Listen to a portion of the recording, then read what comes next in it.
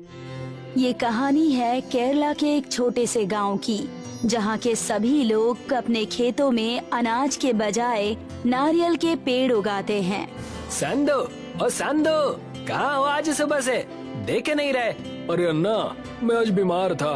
क्या हो गया है तुम्हारी तबीयत को? कल रात बारिश में भीग गया था तो गीले कपड़ों में ही सो गया और सुबह उठा तो देखा पूरा बदन दर्द कर रहा था। सेहत का खास ध्यान रखा करो और बारिश में जरा कम भीगा करो। अरे अन्ना, आपको तो पता ही है हमारे गांव में कैसी बारिशें होती हैं। अभी आपको धूप दिखाई देगी और कुछ ही देर में अचानक से आसमान में बादल और हो गई बारिश शुरू। इसीलिए तो सबसे यही कहता फिरता हूँ कि चाहे कड़ी धूप ही क्यों ना हो, घर से निकलो तो बरसाती साथ में रखा करो जी। क्या पता कब बादल मेहरबान हो जाए, कोई जानता थोड़ी ना जी। और बताइए, क्या किया आपने आज दिन भर? खेतों में नारियल के पौधे लगाने गया था। और तुम कब कर रहे हो नए पौधों की रोपाई? कल तक तबीयत ठीक हो जाए तो कल से ही काम शुरू कर दूंगा। ठीक है, मेरे पास कुछ पौधे बचे हैं, तुम्हारे काम आ जाएंगे। कल सुबह आकर ले लेना मुझसे। ठीक है अन्ना। अन्ना अपने घर की तरफ चला जाता है। जाकर खेतों की जांच करके आता हूँ कि कितने पौधे लगेंगे। संधू अपने खेतों की तरफ जाता है, जहां रास्ते में उसको नारायणी मिलती है। अब तबीयत कैसी है संधू? अन्ना बता रहे थे कि तुम्हारी तबीयत कुछ खराब है। हाँ, अब कुछ ठीक है। तुम कहाँ से आ रही हो? बाबा के साथ खेतों में पौधों की रुपाई के लिए गई थी। मैं भी खेतों की तरफ ही जा रहा हूँ। बस जरा अनुमान लगा लूं कि कितने पौधों की जरूरत पड़ेगी। अच्छा, अरे हाँ, बाबा ने कहा है कि जब तुम्हारा खुद का पक्का घर होगा ना, तभी तुमसे मेरी शादी करवाएंगे, नहीं तो बाबा मेरे लिए कोई और रिश्ता ढूंढ लेंगे। बाबा से कहना कि मैं पूरी कोशिश कर रहा हूँ और इस साल के आखिर तक मेरा खुद का पक्का मकान बन जाएगा। कोई नया रिश्ता ढूंढने की जरूरत नहीं है। इतना कहकर संधू अपने खेतों की तरफ चला जाता है और नारायणी अपने घर के लिए चली जाती है। नारायणी की बातों से अब संधू थोड़ा परेशान हो गया है। उसको अब जल्दी ही पक्का मकान बनवाना होगा। इस साल भी अगर खुद का पक्का घर नहीं बना पाया ना, तो नारायणी से शादी नहीं हो पाएगी। इस बार तो कड़ी मेहनत करके खूब सारे नारियल उगाने पड़ेंगे। संधू खेतों में जाता है और नाप लेकर आता है कि वो कितनी कितनी दूरी पर पौधों की रुपाई करेगा। घर आकर वो खाना बनाता है और खाना खाकर सोने चला जाता है।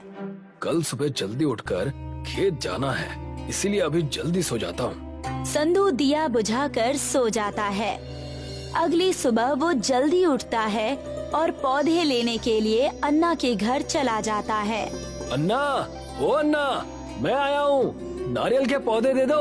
अरे अंदर आ जाओ जी, मैं नाश्ता कर रहा हूँ। तुम भी कुछ नाश्ता कर लो, फिर ले जाना पौधे।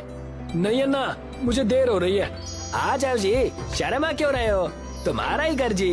ये लो बेटी, उसको ये नाश्ता बाहर ही दे दो, अंदर है तो वो आएगा नहीं। ठीक है पिताजी। सरोजनी एक थाली में इडली, वड़ा और चटनी लेकर बाहर आती है और संधू को देती है। ये लीजिए भैया, नाश्ता कर लीजिए। और नाश्ता करने लगता है। कुछ देर में नाश्ता करने के बाद अन्ना भी बाहर आ जाते हैं। हो गया नाश्ता? आ जाओ, मैं तुम्हें नारियल के पौधे दे देता हूँ। अन्ना संधू को नारियल के पौधे देते हैं और संधू उन पौधों को लेकर अपने खेतों में रोप देता है। इस बार तो अच्छे से मेहनत करनी होगी, तभी जाकर घर बनाने के लिए पैसे जुटा पाऊंगा। संधू पौधे रोपने के बाद उनकी जड़ों में छोटे छोटे गड्ढे करके खाद और पानी डालता है, ताकि वो जल्दी से बड़े हो जाएं।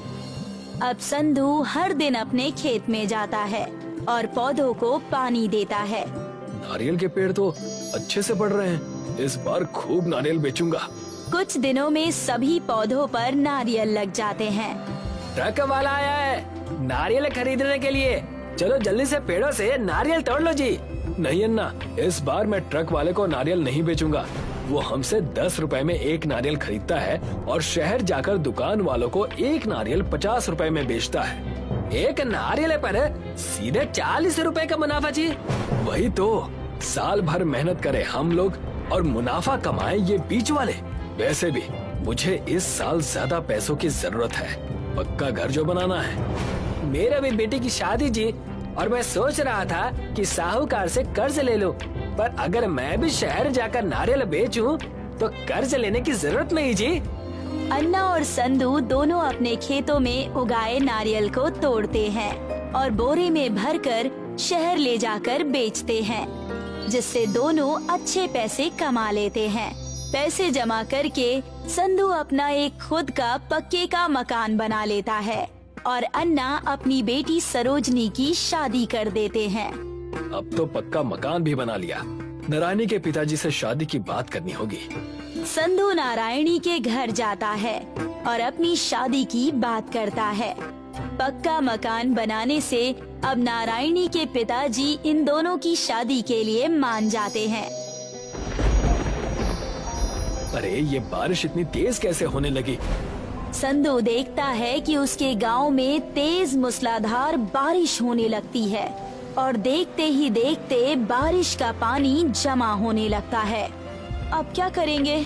कल शादी का दिन है और आज इतनी तेज बारिश से पूरे गांव में पानी भर गया है। पहले खुद की जान बचाने के बारे में सोचो। बाढ़ से घर डूबने लगे हैं। हम जिंदा रहेंगे तो कभी भी शादी कर सकते हैं। जैसे जैसे बारिश तेज होती है और समय बीतने लगता है, बाढ़ का पानी घरों के अंदर भी जाने लगता है और घर टूटने लगते हैं। जल्दी यहाँ से